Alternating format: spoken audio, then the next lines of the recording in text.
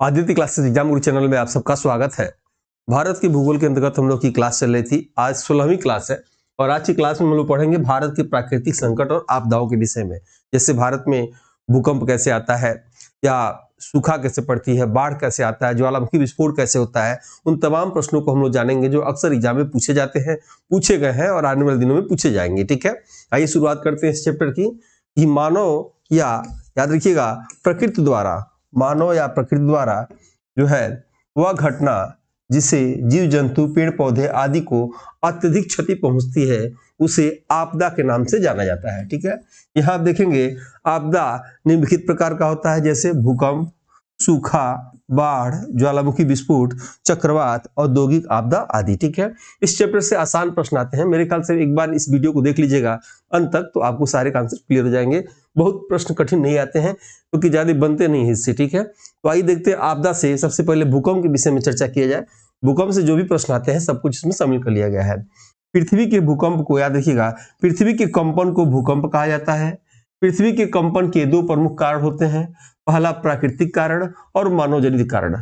जब प्रकृति अपने द्वारा इस पृथ्वी की कंपन कराती है तो उसे प्राकृतिक कारण, जब मानव अपने कृत्या करणों से कराता है, जैसे बम विस्फोट कराए या कहीं खुदाई कराए या कह सकते हैं मिट्टी की निकलवाए, तो वो क्या होगा, मानव द्वारा होता है। तो सबसे पहले हम लोग क्या करेंगे, प्रकृति द्वारा जो है भूकंप आता है उसकी चर्चा करेंगे, फिर मानव द्वारा चर्चा करेंगे। ठीक है, अब कंपन के प्रकृति जनित कारण क्या हो सकता है। कंपन के प्रकृति जनित कारण निम्नलिखित है, पहला ज्वालामुखी प्रक्रिया द्वारा, भूस्खलन द्वारा और पृथ्वी के अंदर प्लेटों के खिसकने के द्वारा। तीन कारणों से होता है। मानव जनित कंपन कैसे होता है, मानव जनित भूकंप कैसे आता है, तो कंपन के मानव जनित कारण निम्नलिखित हैं, वृक्षों के कटाव के कारण, बड़े बांधों के निर्माण के कारण। जैसे कि आप जानते होंगे नर्मदा नदी पे जो है सरदार सरोवर बांध बनाया जा रहा था और नर्मदा बचाओ आंदोलन चलाया गया था। आप जानते होंगे मध्य प्रदेश में, जिसको जो है रोका गया, लेकिन सुप्रीम कोर्ट ने भी बांध को रोका नहीं, उनकी संख्या को कम कर दिया। मेधा पाटेकर ने उस आंदोलन को चलाया था। तो बांध के अगर जहां बांध हो और टूट जाए बांध तो वहां भूकंप आ सकता है, क्षतिग्रस्त हो सकता है। यहाँ आप देखेंगे भूकंप केंद्र या अवकेंद्र को भूकंप का केंद्र बिंदु कहा जाता है। यहाँ कंपन नहीं होता है, याद रखिएगा। जो भूकंप का केंद्र होता है उसे अवकेंद्र कहते हैं जहाँ कंपन नहीं होता है। भूकंप के ऊपरी धरातल स्थल को अपकेंद्र कहा जाता है और कंपन यहीं पे होता है। जैसे ये हो गया आपका अवकेंद्र, याद रखिएगा, और ये जो बाहर का केंद्र हो जाएगा उसे अपकेंद्र करते हैं, कंपन यहाँ होता है। भूकंपी तरंगे तीन प्रकार की होती हैं, पहला पी तरंगे या प्राथमिक तरंगे, दूसरा यस तरंगे या द्वितीय तरंगे, तीसरा सतही तरंगे या यल तरंगे। अब देखिएगा इसमें से खतरनाक कौन सा होता है। ये हमारे टीम द्वारा टेस्ट पेपर जो है 999 रुपये में किया गया है। ये 1 साल तक इसकी वैलिडिटी है। पर डे रात को 9 से 11 इसमें टेस्ट होता है, आपको भी इसको ले लेना चाहिए। इसमें daily test, video classes, theory classes, solver paper और वीकली लाइव टेस्ट इसमें होता है। ठीक है, ये खास तौर पे जो है एलटी ग्रेड जैसी प्रवक्ता है, जीडीसी या किसी भी जनरल स्टडी की आप तैयारी करते हो तो आपको लेना चाहिए। इससे निश्चित ही आपका नंबर और कॉन्सेप्ट बढ़ेंगे और इससे भी बेहतरीन जो है एप्लीकेशन के अंदर सारे प्रोग्राम हम लोग के हैं। ठीक है, और ये हमारे द्वारा निकाला गया बुक है, आप चाहे तो इसको ले सकते हैं। महत्वपूर्ण और बिखरे हुए तथ्यों को एक जगह चुनिंदा कर दिया गया है, एक जगह रख दिया गया, कम शब्दों में अधिक से अधिक जानकारी इसमें दी गई है। और ये दूसरा एडिशन है 2025 का, गलतियां नहीं के बराबर है। आप चाहे तो अमेजन, फ्लिपकार्ट या हमारी वेबसाइट है examsiddhi.com, इससे भी मंगा सकते हैं। आइए क्लास आगे शुरू करते हैं। और जो लोग बाद में जुड़े हैं वो चाहे तो इसमें जुड़ना चाहिए आपको। टेलीग्राम में, व्हाट्सएप में जो भी सूचनाएं और वीडियो की लिंक होती है इसमें दे दी जाती है। ठीक है, पी तरंगे आप देखेंगे, जैसे अभी हम लोग देख रहे थे कि भूकंप जो है तीन प्रकार की होती है, पी तरंगे, यस तरंगे और सतही तरंगे। तो हम लोग सबके बारे में थोड़ा थोड़ा देख लिया जाए। तो सबसे पहले हम लोग क्या करेंगे, पी तरंगे के विषय में जानने जा रहे हैं। ठीक है, पी तरंगे या प्राथमिक तरंगे क्या होती है, देखिएगा। पी तरंग या प्राथमिक तरंगों को अनुदैर्घ्य तरंग भी कहा जाता है, जिसमें सबसे अधिक गति होती है और तीव्रता कम होती है। ठोस, द्रव, गैस तीनों माध्यम में पी तरंगे चलती हैं। ठीक है, दूसरा है यस तरंगे या द्वितीयक तरंगे। यस तरंगे या द्वितीय तरंगे को अनुपस्थ तरंगों के नाम से जाना जाता है। यह तरंगे केवल ठोस माध्यम में चलती हैं। सतही तरंग या एल तरंग क्या होता है, सतही तरंग या यल तरंग में तीव्रता सबसे अधिक होती है। इनके द्वारा सर्वाधिक तीव्रता के भूकंप आते हैं और सबसे अधिक जो है जन घनत्व की हानि होती है। ठीक है, भूकंप को मापने का यंत्र जो अक्सर एग्जाम में पूछा जाता है, एक नजर में देख लीजिए इसको भी। सिस्मोग्राफ याद रखिएगा, सिस्मोग्राफ या भूकंप लेखी यंत्र से भूकंप की तीव्रता की 0 से 9 तक मापी जाती है। ठीक है, दूसरा देखेंगे मार्केली स्केल से भी भूकंप की तीव्रता मापी जाती है। मार्केली स्केल से भूकंप तरंग की तीव्रता 0 से 13 तक मापी जाती है। रिएक्टर स्केल से भी मापा जाता है भूकंप की तीव्रता, तो रिएक्टर स्केल से भूकंप की तरंग तीव्रता 0 से 11 तक मापी जाती है। ठीक है, भूकंप के प्रबंधन याद रखिएगा, भूकंप के प्रबंधन जो है निम्नलिखित है। क्या क्या ऐसा कार्य करना चाहिए जिससे भूकंप कम आए। तो भूकंप क्षेत्रों में आप देखेंगे, भूकंप क्षेत्रों में भूकंप प्रतिरोधी इमारतों का निर्माण करना चाहिए। जैसे सबसे अधिक जापान में या प्रशांत मेखला क्षेत्र में भूकंप आता है, याद रखिएगा। लेकिन वहां की जो बिल्डिंगें होती हैं तो बिल्डिंगों में स्प्रिंग लगाए जाते हैं, बड़े बड़े स्प्रिंग लगाए जाते हैं मोटे मोटे, या उसको जो नींव होता है, नींव लगाते हैं लोग, उसकी मजबूती बनाए रखते हैं लोग। बिल्डिंग हिलती है लेकिन गिरती नहीं है। ठीक है, सबसे अधिक भूकंप तो जापान में आता है। यानी भूकंपी क्षेत्रों में भूकंप प्रतिरोधी इमारतों का निर्माण करेंगे ताकि नुकसान ना हो। दूसरा क्या करेंगे, भूकंप आकलन व सूचना केंद्रों की स्थापना करेंगे जगह जगह। भूकंप रोधी मानक के अनुसार नगरों का निर्माण करेंगे।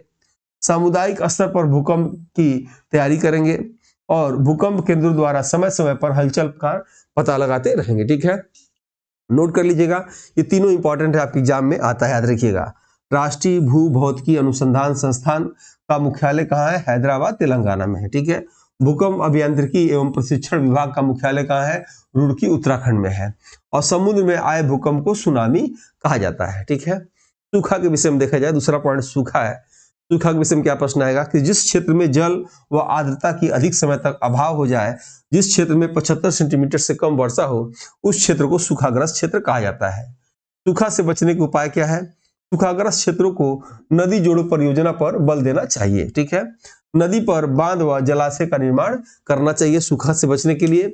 और सूखाग्रस्त क्षेत्रों में ड्रिप या छिड़काव विधि से सिंचाई होना चाहिए। जैसे उन क्षेत्रों में आप देखते होंगे ड्रिप विधि से जो है ऐसे चक्री घूमता रहता है और पानी से उससे सिंचाई, यानी जितनी आवश्यकता होती है उतना पौधे पानी लेते हैं और अनावश्यक पानी से बचाव होता है। तालाबों, जलाशयों के निर्माण की संख्या में वृद्धि करना चाहिए। सूखाग्रस्त क्षेत्रों में बहुत कम पानी वाले फसलों को उगाने का प्रोत्साहन देना चाहिए। सूखाग्रस्त क्षेत्रों में किसानों की स्थिति सुधारने की दृष्टि से फसल बीमा, दूध उद्योग, न्यूनतम समर्थन मूल्य को जो है प्रोत्साहन देना चाहिए। बाढ़ के विषय में देखा जाए, बाढ़ के भी जो है प्राकृतिक संपदा के अंतर्गत आता है कि जब नदियों का जल स्तर अपने तटों से बाहर आने लगता है तो इस स्तर को बाढ़ का रूप दिया जाता है। ठीक है, भारत में बाढ़ का प्रबंधन निम्नलिखित है। पहला पॉइंट है मौसम रिपोर्ट की जानकारी समय समय पर समाचार के माध्यमों से उपलब्ध कराते रहना। दूसरा है वर्षा का रिकॉर्ड का प्रति वर्ष डाटा इकट्ठा करना। तीसरा है बाढ़ प्रभावित क्षेत्रों में बाढ़ नियंत्रण कक्ष की स्थापना करना। नेक्स्ट आप देखेंगे बाढ़ग्रस्त क्षेत्रों में जो है जन धन की हानि को कम करने के लिए उपाय करना। बाढ़ से पूर्व नौकायन या अन्य जीवन संबंधी सुविधाएं प्रदान करना। बाढ़ राहत दलों को बाढ़ग्रस्त क्षेत्रों में तैनात करना। बाढ़ राहत कार्यों का समय समय पर प्रशिक्षण देना।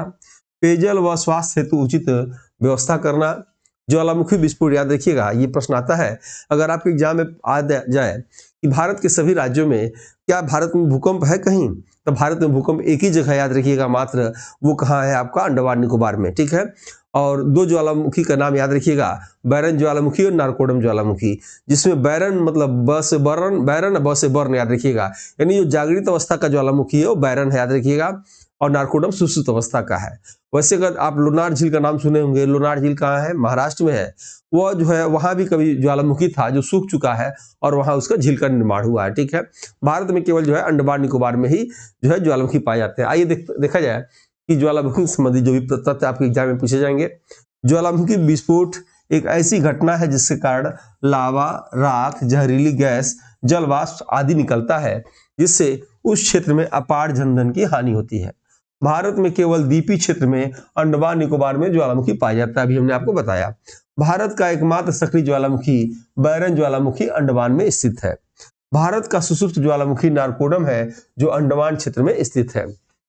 चक्रवात के विषय में देखा जाए, चक्री पवन विक्षोभों को जो वायुमंडल में घटित होता है उसे चक्रवात कहते हैं। ग्रीष्म ऋतु में जब हवा गर्म होकर गोलाकार चक्राकार रूप में ऊपर उठती है तो उसे चक्रवात का नाम दिया जाता है। ठीक है, बवंडर के बड़े रूप को भी चक्रवात कहा जाता है।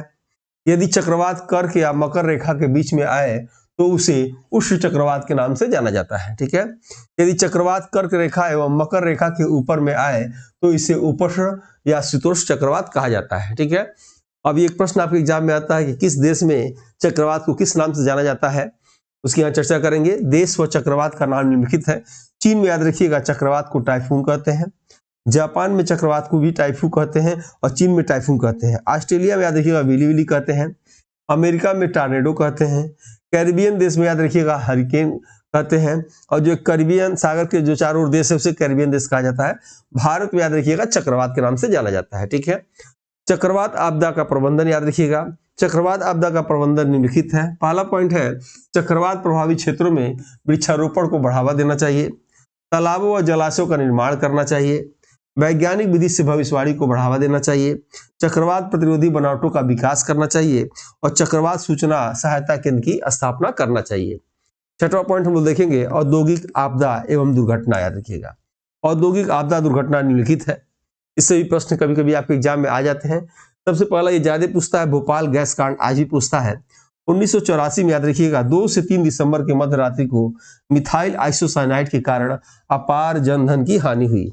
2017 में 2 मालवाहक समुद्री जहाज के आपसी टक्कर के कारण समुद्र में पेट्रोल फैल जाने के कारण बड़े स्तर पे समुद्री जीव जंतुओं एवं पर्यावरण की हानि एन्नौर तमिलनाडु में हुआ, ये जगह याद रखिएगा। चासनाला कोयला खदान आपदा 1975 में घटित हुआ था।